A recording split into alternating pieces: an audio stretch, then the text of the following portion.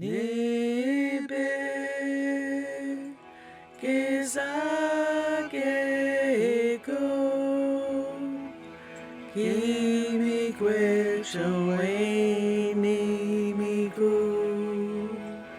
Kijaway Nimiku. The first day of ricing, when everybody's out there, it's really undescribable. But it's a spiritual connection. It's almost you can feel your ancestors all around you.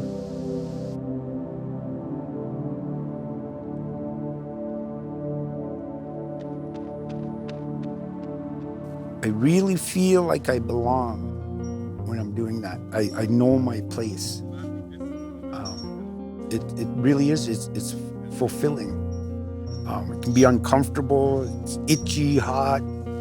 Just imagine bugs out there and things like that. But so completely at home.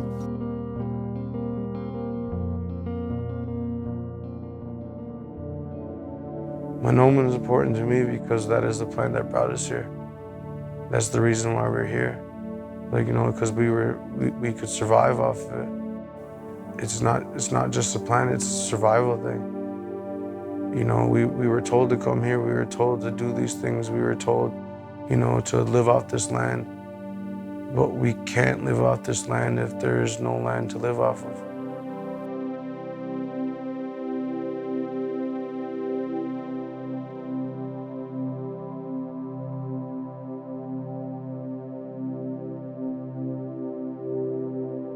So it's the whole United States that's gonna feel this.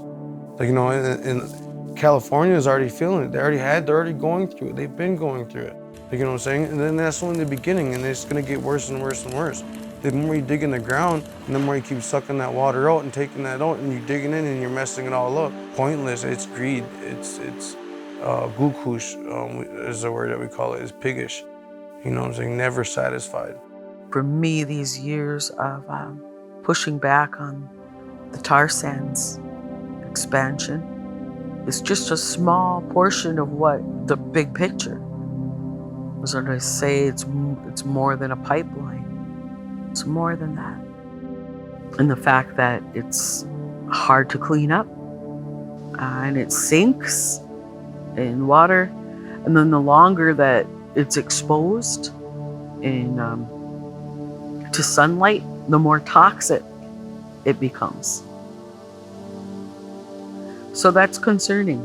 That's not a risk that I'm willing to take for a foreign corporation. Looking at the rice beds the other day, they're hard to get onto now because of low water levels. And it was really hitting me, what would happen if something happened to all that food out there? I mean, the animals depend on it, we do. And it was scary thinking, if that gets contaminated and it ceases to grow, it's really going to be tough.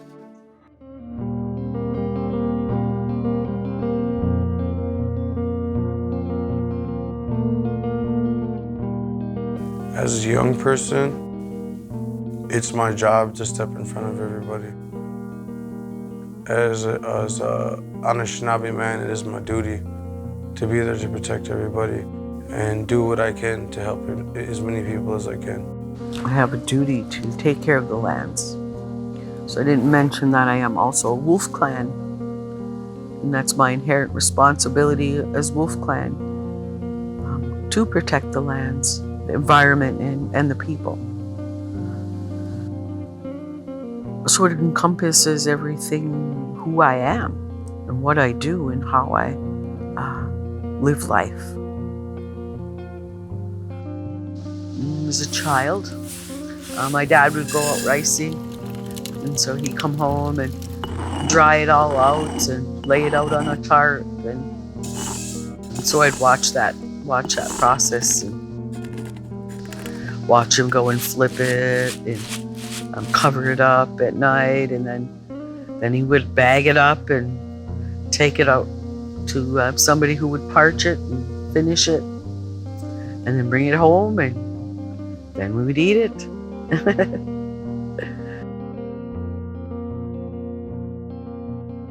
I hear the advertising, it's safe, the safest. No oil line through there is safe. We know it's going to spill.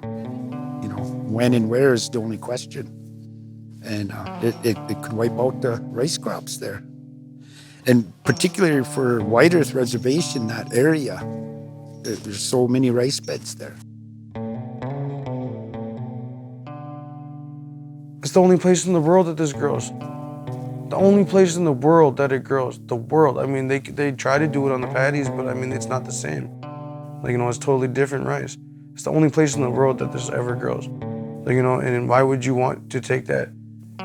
Why would you want to take the only thing in the world? I mean, I thought animals go on an endangered species list. Why don't plants? Plants that take care of us, plants that help us, plants that provide for us. That transaction of energy. We put the energy out and get it, and it takes care of us. So now, for me, manoomin is just, it's mental health. It's a spiritual connection, that spiritual health. One thing I've noticed over the years is when people are grieving, when you're have been sick or whatever, the only thing that sounds good to eat is just plain wild rice. And I've experienced that myself. Yeah. And so there's something to be said for that. What inspired me was watching them women. Watching them women fight so hard to do it. Watching all the people that come out and do it. And just loving the land and loving the people on the land. Because there is no heaven without earth, and there ain't no earth without heaven. Or whatever you call it. They're gonna call it Shimbal or, happy hunting grounds, what have you. If we don't take care of this earth, we ain't gonna be able to come back to it. I think the people that are doing it are doing all they can, and they need help because they're tired. They're tired. They've been fighting this fight since the beginning. Them old women are tired, but they keep going. Because they're strong. But they're tired. They're getting tired for fighting this fight for so long and being the only ones. And screaming for help with what they feel is minimal response. To a situation that is very vital to all of us.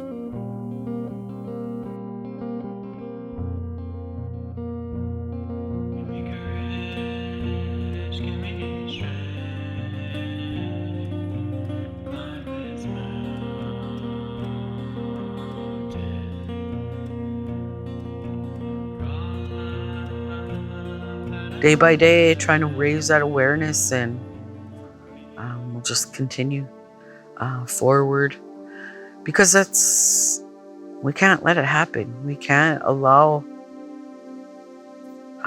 tar sands, oil to be flowing through these lands with that water, and our water table so close to the surface, and all the streams underground and springs underground. And I've seen a lot of younger people from across the country up in here fighting water protectors. That just makes my heart glad to know somebody realizes the error of our ways. And, now I'm proud of you guys fighting them. Certain things that we've carried with us, and things that have gotten through these hard times of adaptation, is humor. That's a big part. We are still here. We've been here since the beginning of time. We've survived this whole time. Through our traditions, through our cultures, through our teachings. We are still here, no matter what they throw at us. We just want our manoomin. So pretty much the pipeline is pretty much borderline genocidal technique. And even though I'm getting riled up talking about it, I still have some forgiveness for them in power. You know, they're humans, you know, and humans make mistakes. I can't wait for that day to be out there again with all my community and laughing and being out on that water and ricing.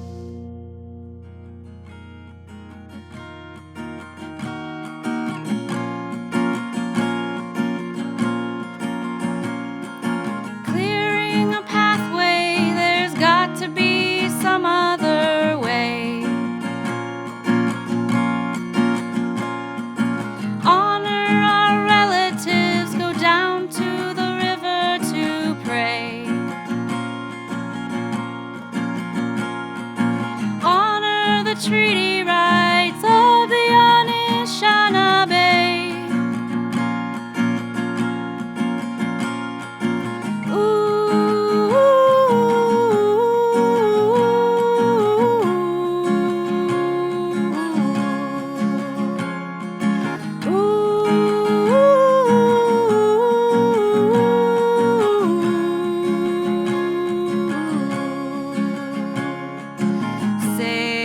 Sacred river,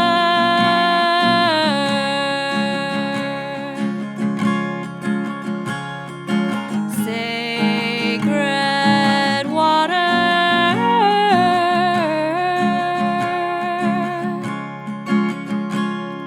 protectors of water. And that is what manoomin is. It's the food that grows out of the water.